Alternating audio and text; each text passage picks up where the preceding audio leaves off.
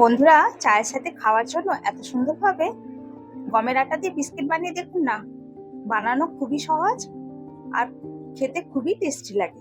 চলুন তাহলে রেসিপিটা শুরু করা যাক। নমস্কার বন্ধুরা, সোমাস কিচেনে আপনাদের স্বাগত জানাই। ফার্স্টে নিয়ে নেব হাফ কাপ ভাজা বাদাম, আর তার সাথে নিয়ে নিলাম হাফ কাপ চিনি। যদি ব্রাউন চিনিটা না থাকে তো আপনারা এমনি নর্মাল চিনি দিয়েও বানিয়ে নিতে পারেন। বাদাম আর চিনির মিশ্রণটাকে পাউডার বানিয়ে নিতে হবে। তারপর একটা বড় বাটি নেব, তার মধ্যে পাউডারটা ঢেলে নেব। বিস্কিটটা বানানো এতটাই ইজি আর গ্যাসেও খুব সহজভাবে বানিয়ে নেওয়া যায়। তো তারপর নিয়ে নেব 1 কাপ গমের আটা, একটা ছাঁকনির মধ্যে ঢেলে নেব। তার মধ্যে দিয়ে দেব 2 টেবিল স্পুন গুঁড়ো দুধ। তারপর দিয়ে দেব স্বাদ অনুযায়ী অল্প একটু লবণ। তারপর দিয়ে দেব অল্প একটু বেকিং সোডা। দিয়ে এভাবে একটা ছাঁকনির সাহায্যে চেলে নেব। এই বিস্কিটগুলো বানিয়ে আপনারা মাস জুড়ে রেখে খেতে পারবেন। বাজারের থেকেও অনেকটাই টেস্টি বিস্কিট তৈরি হয়। তো এবার ভালো করে মিক্স করে নেব।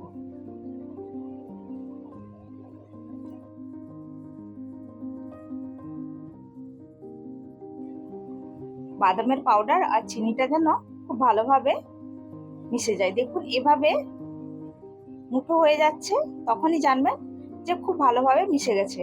তারপর দিয়ে দিলাম 2 টেবিল স্পুন তেল।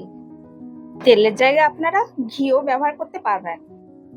এই বিস্কুটের মধ্যে দুধ কিংবা জল একদমই কিছু ব্যবহার করব না। এই তেল দিয়েই ভালোভাবে একটা ডো বানিয়ে নেব।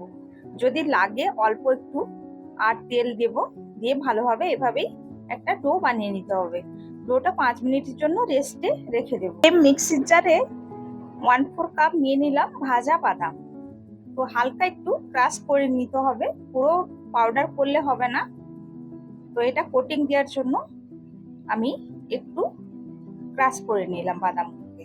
তো তারপর একটা স্টিলের থালা নিয়েছি, যাতে বেক করব। অল্প একটু তেল লাগিয়ে দিয়ে একটা বাটার পেপার দিয়ে দিয়েছি। তো বাটার পেপার উপরেও হালকা করে একটু তেল লাগিয়ে দিতে হবে। আর একদিকে কড়াই বসিয়ে 10 মিনিটের জন্য প্রিহিট করে নেব। তো 5 মিনিট পর দেখুন বিস্কিটের ডোটা কত সুন্দর হয়ে আছে। তো এইভাবেই হাতে করে গোল করে চ্যাপটা করে নিয়ে একটু হালকা লম্বা করে নেব। আপনাদের ইচ্ছা অনুযায়ী আপনারা শেপ বানিয়ে নেবেন। তো যে বাদামটা গুঁড়ো করে রেখেছিলাম হালকা, তার উপর কোট করে নেব। তো এইভাবেই সব বিস্কিটগুলো বানিয়ে নেব। বন্ধুরা, বিস্কিটের রেসিপিটা ভালো লাগলে প্লিজ সাবস্ক্রাইব দেবেন, লাইক দেবেন, যতটা সম্ভব শেয়ার করে দেবেন, কমেন্ট করে জানাতে একদমই ভুলবেন না। যেটা বেক করতে দেব তার মধ্যে সব বিস্কিটগুলো সাজিয়ে নেব।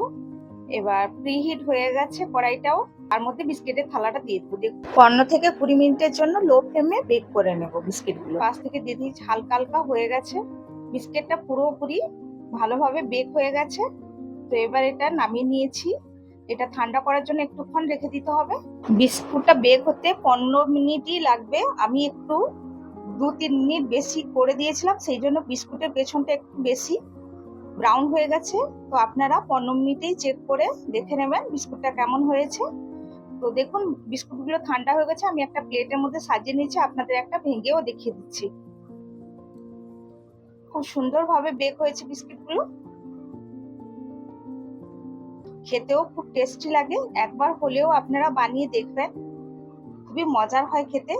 আশা করি আপনাদের ভিডিওটা ভালো লেগেছে। ভিডিও দেখার জন্য অনেক অনেক ধন্যবাদ জানাই।